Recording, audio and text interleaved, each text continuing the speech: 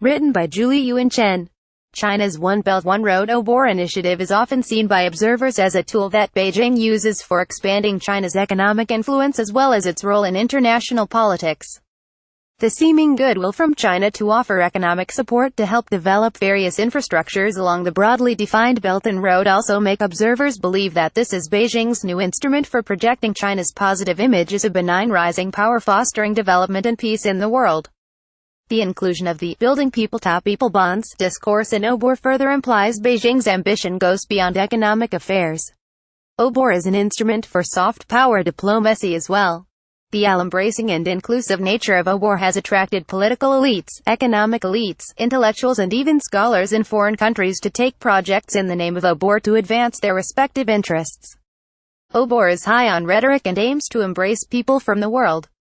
However, in a series of small-scale surveys that my research team has been conducting in Greater Central Asian GCA as well as Central and Eastern Europe (CE), we find that OBOR remains known mostly among selected elites.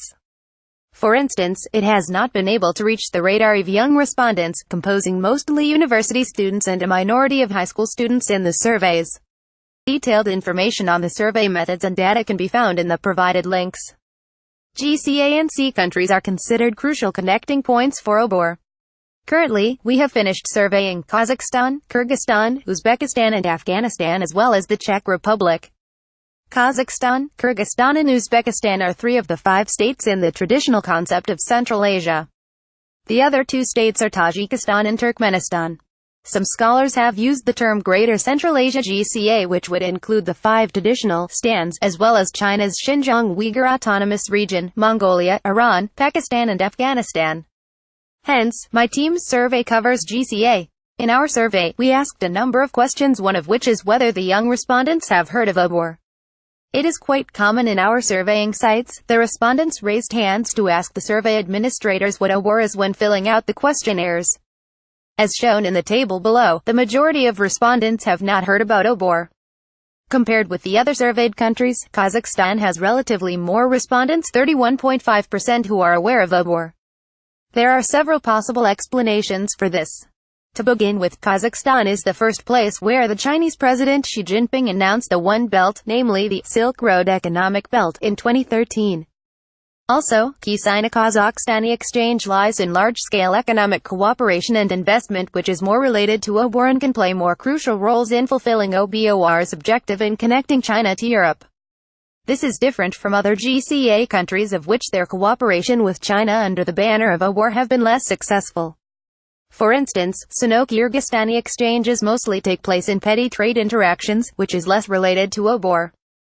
In the survey, we also asked respondents how often they read the news and use modern sources such as the internet to get information about China.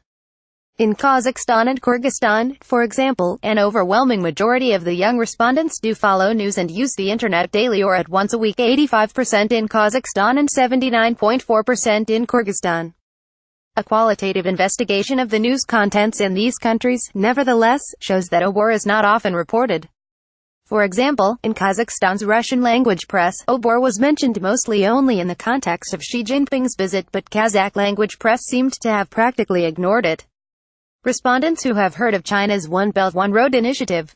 Kyrgyzstan, Kazakhstan, Uzbekistan, Afghanistan, Czech Republic, yes 47, 13.8%, 23, 31.5%, 15, 5.9%, 41, 19.1%, 88, 13.3%, number 240, 70.6%, 44, 60.3%, 205, 80.4%, 135, 62.8%, 484, 73%, not sure 51, 15%, 6, 8.2%, 32, 12.5%, 38, 17.7%, 85, 12.8%, no answer 2, 0.6%, 0%, 3, 1.2%, 1, 0.5%, 6, 0.9%, total number of respondents 340, 73, 255, 215, 663. The situation is slightly different in Uzbekistan.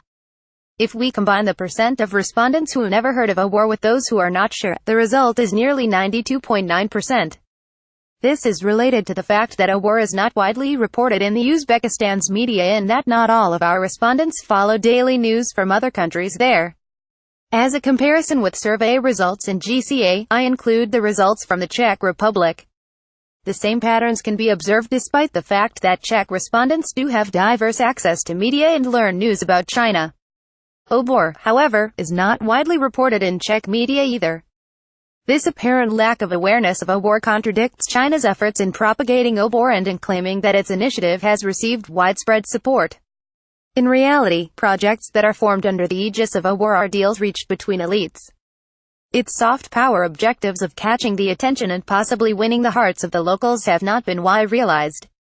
While it is true that some Western and Chinese educational and cultural institutions, e.g., Confucius Institutes, have been using the banner of OBOR to foster people-to-people and cultural exchanges between China and other countries, these activities are also mostly high on rhetoric and do not really have widespread influence as they claim to have in foreign countries. Julie YuWen Chen is Professor of Chinese Studies at the University of Helsinki, Finland, hosting Professor of Asian Studies at Pulacky University, Czech Republic, as well as a non-resident Senior Fellow at the China Policy Institute at the University of Nottingham, UK. Part of the data written in this blog is drawn from her project on Central Asian Perspectives on the Rise of China, supported by Chiang Ching-kuo Foundation, project number RG002U14, and part is drawn from a project supported by University of Macau. Image credit CC by Pierre Marshall Flickr.